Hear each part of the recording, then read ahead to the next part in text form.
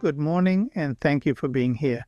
Before we begin, it feels only right to offer thanks where it is due to the Harry Potter Academic Conference team and to Chestnut Hill College in Philadelphia.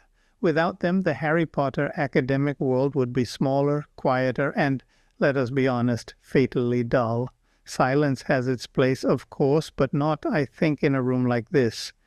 So, within this year's very full program, my talk sits with the comparative scholars, which is to say, I am going to ask you to swivel your attention eastward towards the sunrise and consider the peculiar fertile space England's most famous young wizard has found at the foot of Mount Fuji.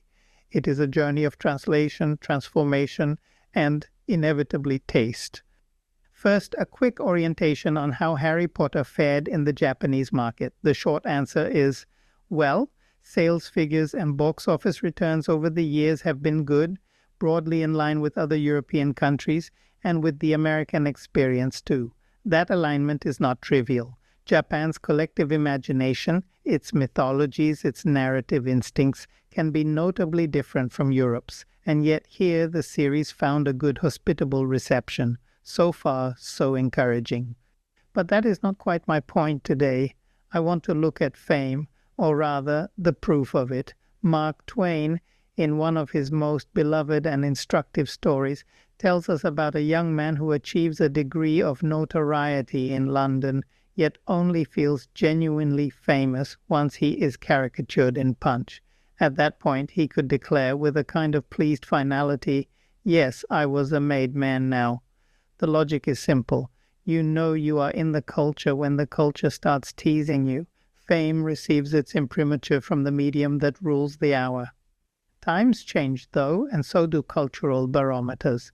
If in 1893 London, the sign of arrival, was a satirical magazine, in contemporary Japan, the arbiters are manga and anime, their serial rhythms, their visual wit, their enormous popular reach. Which brings me to a date, 27th January 2020. On that day, Mashle appeared, a sharp, affectionate parody that lifts Rowling's world into a shonen frame. All the familiar furniture is there, abundant magic, students perpetually in trouble, villains scheming in the half-light, and then an original flourish that is both ridiculous and entirely persuasive, an exuberance of muscles, and an improbable devotion to cream puffs. So this is where I want to linger, at the intersection where homage meets send-up, where a British fantasy wanders into a Japanese genre and discovers, rather to its surprise, that it can speak another language and be understood. Mashle shows us a local mechanism of acclaim at work. It says, this world has not only traveled, it has been absorbed, revoiced, and playfully re-engineered. If Punch once made a person in London, then manga can make a property in Tokyo.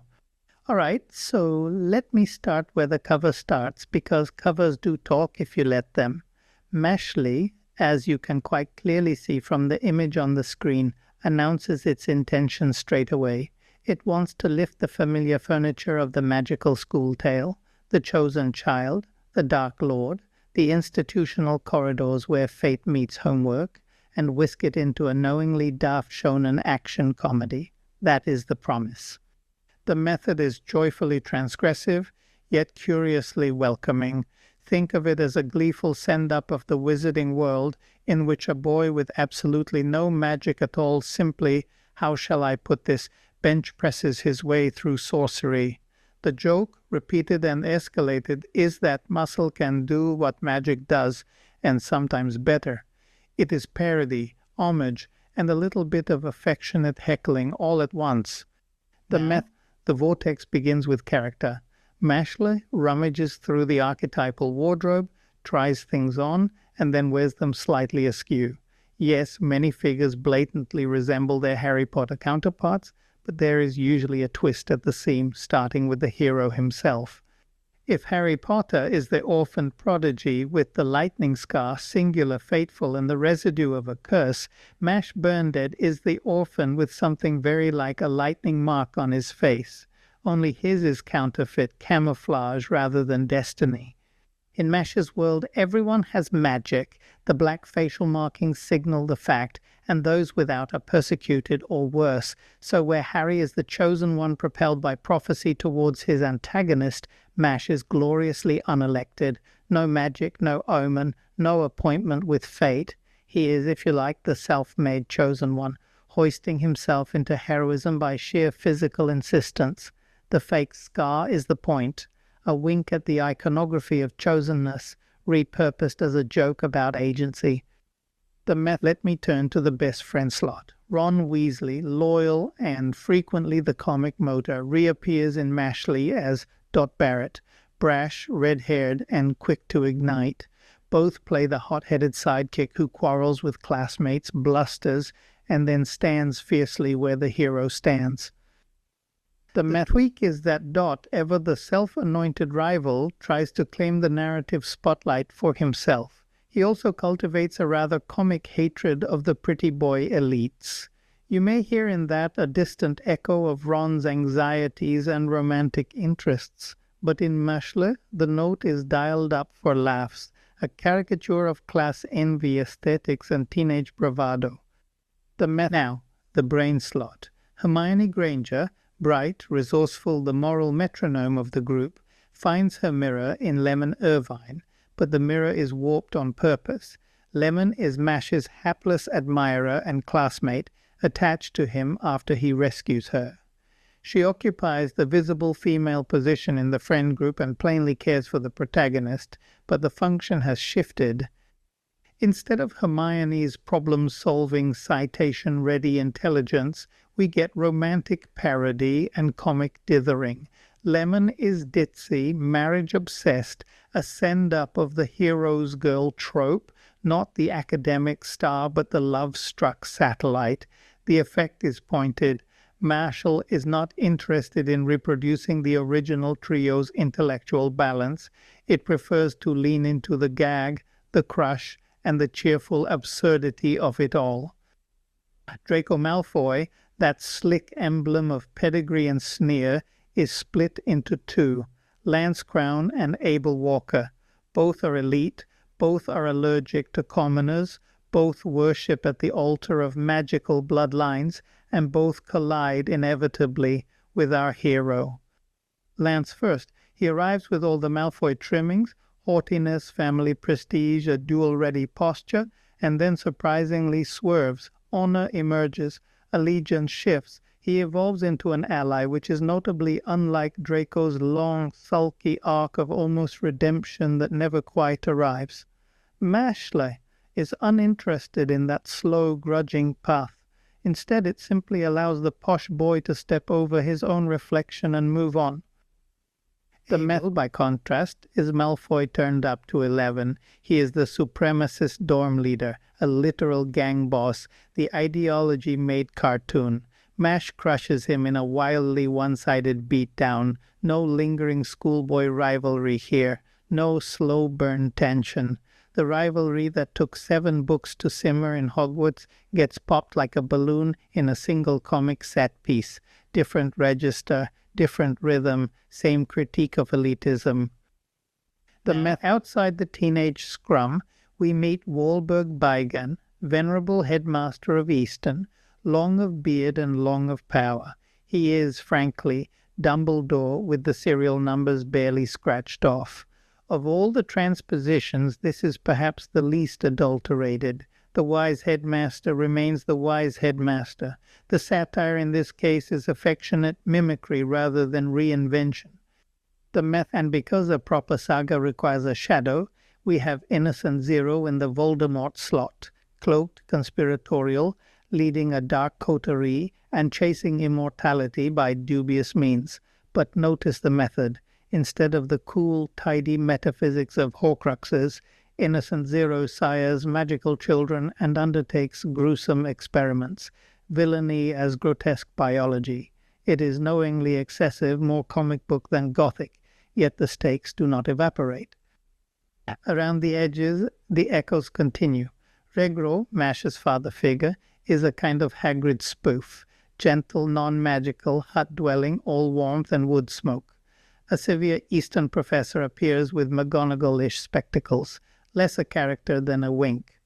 So we have a cast that arrives wearing borrowed costumes, then proceeds to misbehave in them. Friends who become rivals, rivals who become friends, authority figures who are almost clones, and villains inflated to the point of burlesque.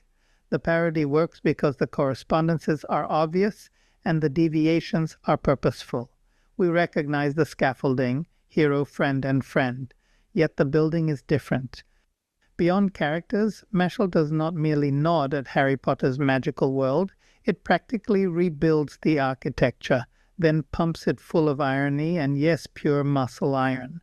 The foundational conceit is the same, a wizarding society anchored by a prestigious school. Eastern Magic Academy is Hogwarts in a mirror, tilted slightly, funhouse style. Eastern divides its students into houses sorted by virtues in a system that obviously echoes Gryffindor, Ravenclaw, and the rest. The classes could have been copied out of Harry's timetable, potions, magic history, divination, and so on. Hogwarts gives us inter-house feuds, occasionally spirited, largely contained by points and prefects. Mashle turns that dial to parody. The dorm competitions are not spiky, they are absurdly violent. It reads like a send-up of the Potterverse's relatively tame point tallies, and it does double duty because it ushers us into the broader social order. In Harry Potter, pure-blood families despise Muggle-borns, but must perform their prejudice with a measure of discretion. In Mashle, the hierarchy is written on the body. Everyone is born with a magic mark, sometimes more than one, signifying power. No mark at all, like Mash's, and you are deemed non-magical, historically killed at birth by the state. That is the Potter dynamic exaggerated to dystopian levels, magical classism rendered a statecraft.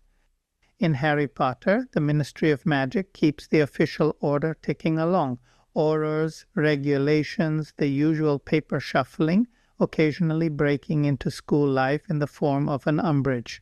Mashle's Bureau of Magic, led by divine visionaries, think magical inner circle, is more direct and less shy about force. They send enforcers after undesirables. In fact, right from the first chapter or episode, a magic police agent, an Auror analog, attempts to execute Mash for being unmarked. He fails spectacularly because Mash's physical strength outmuscles the entire premise. That's the inversion in miniature. In the Potterverse, systematic execution of Muggles is a crime reserved for villains. In Mashle, magical supremacy is institutionalized, and brutality is just procedure. The effect is satirical, but the critique is clear. And then there are the small glimmers of recognition, the daily textures. The Daily Prophet becomes an unnamed magic newspaper that not only animates its images, but reads its articles aloud to you. Wands, broomsticks, fantastical creatures. These props are all present and correct, but Mashle tilts their use towards the ridiculous. The rites of initiation, Harry's first real moment at Hogwarts, is the sorting hat, that charming bit of mind-reading millinery that puts him in Gryffindor. Eastern offers a direct parody, a sorting unicorn, a skeletal unicorn with a horn like a handle that peers into students' minds and dispatches them to dorms. When it tries to read Mash, it finds only a daydream about cream puffs, his favorite food, and the solemn ritual collapses into pastry-based farce. It is a neat way of puncturing the original scene's sense of destiny. Fate meets shoe. Mash attends one class, then treats his wand as a throwing dart, once flinging it through a stone wall to cast by brute force. Owlpost appears, but instead of tenderly tying a letter to a leg, Mash squares up to a hostile owl as if the bird itself were the problem to be solved. The world is, in other words, a carbon copy run through a comic filter, every element familiar, every function gleefully warped. And then there is flight. Harry's natural aptitude on a broom lands him a place in his first Quidditch match. Mashle mirrors the beat almost shot for shot, but flips the logic. Mash throws the broom like a javelin and leaps onto it to fly without magic, leaving his classmates gaping. The show even introduces a wizard sport, duello, that is Quidditch in all but name. Goal, hoops, uniforms, the lot. By episode 3, we are already in a full-blown game, and the anime doesn't even bother to tweak the game's aesthetics. Naturally, MASH proves prodigious, if flamboyantly unorthodox at duello, just as Harry does at Quidditch. The parallel stands, the parody bites, and the muscles do the rest. So let me start by putting the cards on the table. Despite the surface parallels, Mashle and Harry Potter are standing at opposite ends of the same enchanted corridor. One is a light-hearted satire that delights in the spectacle of individual strength, literal, figurative, and frequently ridiculous, and the other is a coming-of-age epic preoccupied with moral choice, love, and destiny. The plot engine is prophecy. He is literally marked as the chosen one, destined to vanquish Voldemort, and the burden of that designation shadows almost every decision he makes. What interests me here is not simply the narrative convenience of fate, but the psychology of being told who you are before you have had the chance to decide. Take MASH. No prophecy hovers, no one chooses him. If there is a destiny at all, it is one he invents out of necessity. He decides quite pragmatically to become a divine visionary so that the authorities will pardon his very existence. That is not fate. MASH is a hero by decision and persistence, not by decree. This is the crucial tonal shift.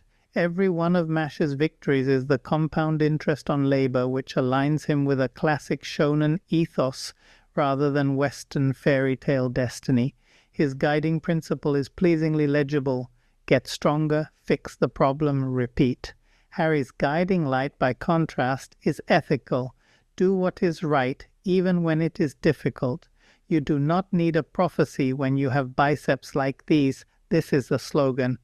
Love. In Harry Potter, love is not a subplot.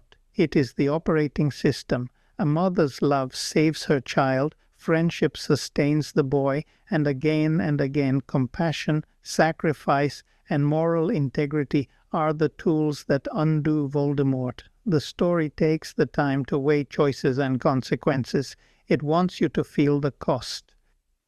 Mashle, meanwhile, adopts a more muscular hermeneutic. Problems are, for the most part, solved by punching them. Mash does care deeply for his friends, and he will protect them with the same steadfastness Harry shows. But the ambience is different. No tearful sacrificial deaths, no extended homilies. If a friend is threatened, Mash's response is to suplex the villain. Which is funny, yes, but also revealing. Mashle trades Harry Potter's insistence that love conquers evil for a simpler, sillier creed.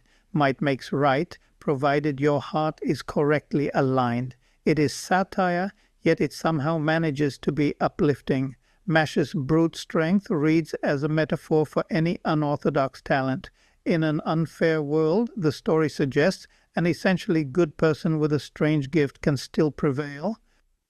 In Harry Potter, trials come freighted with danger, suspense, and real darkness. The plot often pauses to audit the ethics of a choice. In Mashle, conflict is more often a springboard for a gag. This is not a deficiency. It is a declaration of intent. The priority is entertainment over ethics. That said, Mashle is not hollow.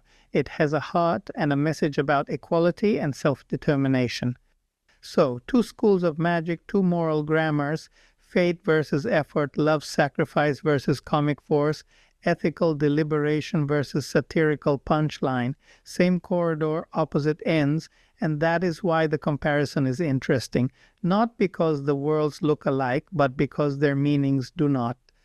So, to land this plane, Harry Potter uses its magical setting to reach for large human questions.